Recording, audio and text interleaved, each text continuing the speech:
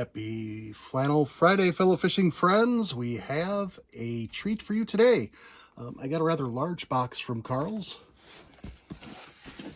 Bait and Tackle by the Catch Co, as it says so plainly here on the box.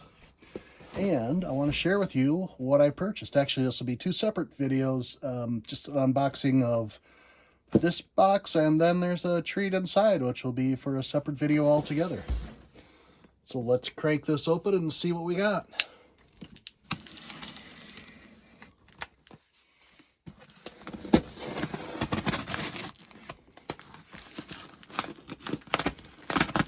We've got a well-taped box to begin with.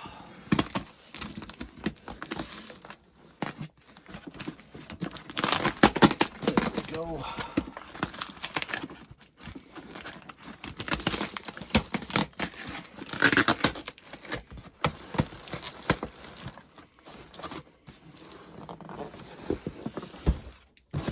Around so I can get the other end open for you.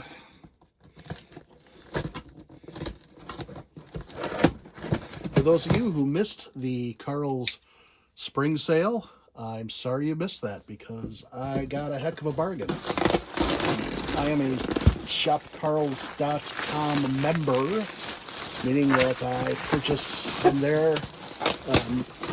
I've got a paid membership, which is, I don't know what it is, like $50 for a year or something like that. And then with that membership, you get discounts and sales throughout the year, special savings codes, etc. So one of the things that I purchased, which we will not be unboxing in this video, I will set off to the side. Now everyone's like, "Aw." Well, don't worry. What I got was cool too.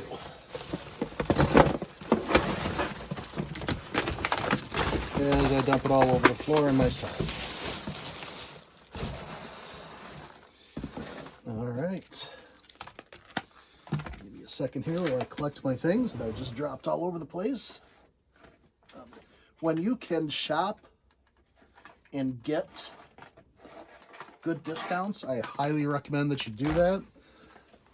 That's why you gotta watch your timing with Shop Carl's, because you can get some really decent deals. You just got to keep an eye open and have some patience. There's two tricks, as they say, to getting a good deal at anywhere. Number one is to have the opportunity for the good deal. That is to say, be there when the sale is going on. And then the second is to have the money to be able to affect the deal. So I always set aside, $50 or $100, depending on how good of a month or a year that it's been, so that I can buy, sale tackle or sale baits when they're on set, when they have like that spring sale. So that's what I did this time, and I'm going to share that with you, what I purchased. Maybe even tell you a little bit why. So I picked up a couple of the vial tubes. This is color Coffee Craw, I believe. Yep, 3.5 inch. 6-pack of Coffee Craw vial tubes. I chose this specific color because these colors work well. I fish a lot of really clear waters with a lot of natural bait in it, lots of crayfish, lots of bluegill spawn, lots of perch spawn. So the natural colors seem to work for me. So I picked up vial tube in 3.5 inch. I guess they're all 3.5 inch. So in the Coffee Craw color, and then again in the I can't remember what this one's called, green pumpkin orange craw. So it's kind of a mottled green color up top with that flash of orange on the bottom. And why did I get vial tubes? Well, the vial tubes actually float. They've got a little bit of a fin on either side. And if you rig them right, and you can rig them however you want, you can do it with a jig head, you can do it with just a hook if you want to go super lightweight. I've got some hooks on order that are keel-weighted hooks that I will probably use with these. And I will be doing a rigging video on these later. So there's a lot of different ways that you can fish these. I like the vial tubes because they've got the fins. They seem to float a little bit more. They've got a little bit more of a glide to them, I guess. And they've got their skirts and their outer legs, or I'll call it legs, are different lengths and different thicknesses. So they have a tendency to flutter at different speeds and different distances from the body. It attracts the fish. The fish like little dangly things. They come to investigate. You drop this on the bottom, they come to investigate, you bring it up a little bit, bop them on the nose, and wham, you get yourself a fish. So that's why I got the vial tubes. Next on the list, I got a couple packs of Exo Neds. I'm going to do some Ned bait fishing this year. Ned rigs are pretty easy to do. Might do a Ned rig video because there's a couple different ways you can run a Ned bait and do like a Ned rig. I'll kind of show you that in one of my other videos. But I got same kind of colors, like this is that coffee craw color.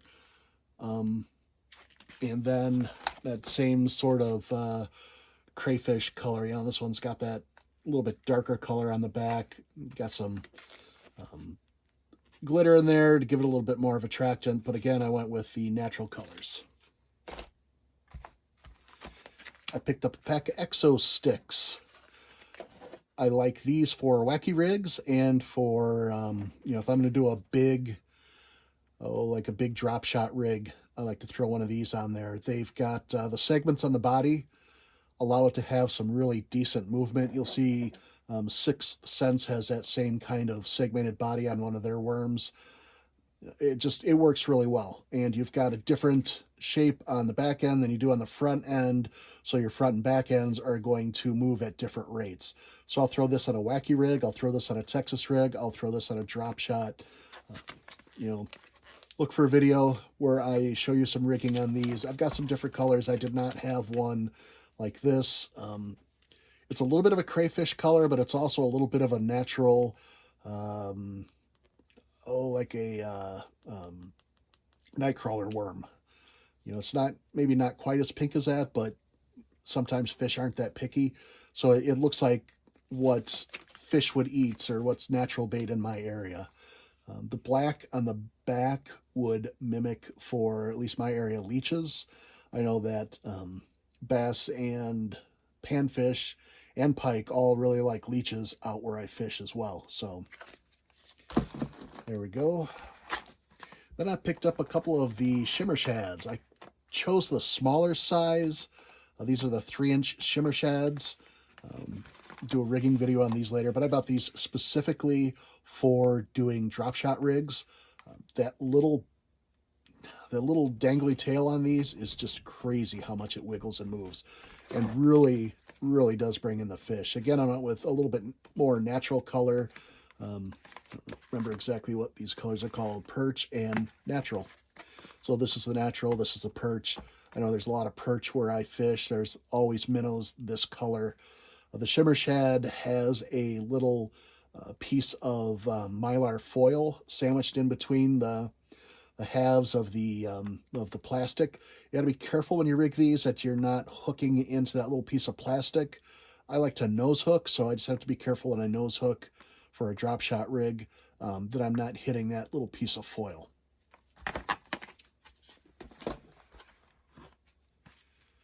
Then I got a 4-inch, just for a little bit bigger of a drop shot rig. Again, in that, I believe that's the natural color.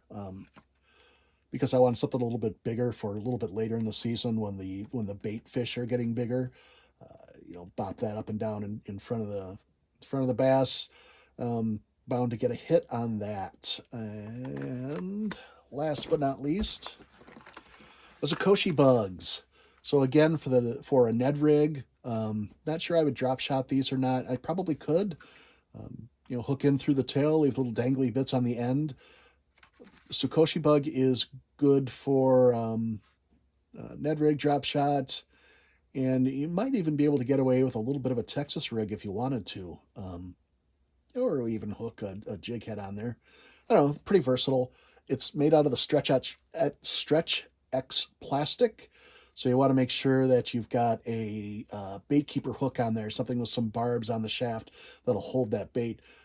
These could be slippery, but if a fish grabs just the end, you get a little sunfish or something that grabs one of the dangly bits, it can pull these off of a standard hook pretty easily and leave you with a mess. So make sure you use something with a little bit of a bait keeper on it for the Stretch X plastic.